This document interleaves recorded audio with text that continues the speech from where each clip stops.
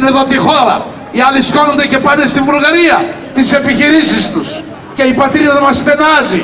Ο Ιβάν Σαββίδης επιμένει ελληνικά και ποντιακά. Οι πρόγονοι του γράψαν μεγάλη ιστορία για αυτήν εδώ τη Μητροπολιτική Ελλάδα. Ο αρχηγός της Εθνικής Επανάστασης, ο Αλέξανδρος Υψηλάντης, ο Δημήτριος ο Υψηλάντης, οι πρόγονοι του Ιβάν Σαββίδη, οι πρώτοι που έκαναν εξόρυξη μετάλλων εκεί στη Ρωσία. Λέει ένας Ρώσος εθνολόγος, όταν το πρώτον οι Έλληνες του Πόντου φτάσανε στη Γεωργία, οι Γεωργιανοί ήταν κτηνοτρόφοι, ενδεδειμένοι με προδιές προβάτων. Ρώσος εθνολόγος, όχι Έλληνας, και ζούσαν μέσα σε τρύπες της γης.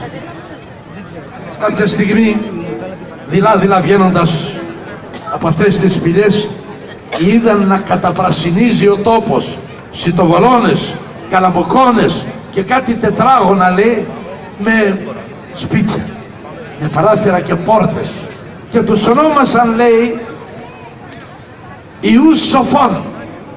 Δεν το ξέρω, δεν το θυμάμαι ρώσικα πως το λένε. Ναι, τους ονόμασαν, και έρχεται σήμερα ένας πρώην υπουργός πολιτισμού με τέτοια ρατσιστική διάθεση και να χαρακτηρίζει έναν Έλληνα, τραντέλληνα, που έχει μια ιστορία ατέλειωτων αιώνων. Εν διάφυγη περιπτώσει θα τους τα λέω. Μου επιτρέπετε, Ευχαριστώ πολύ. Να είστε καλά.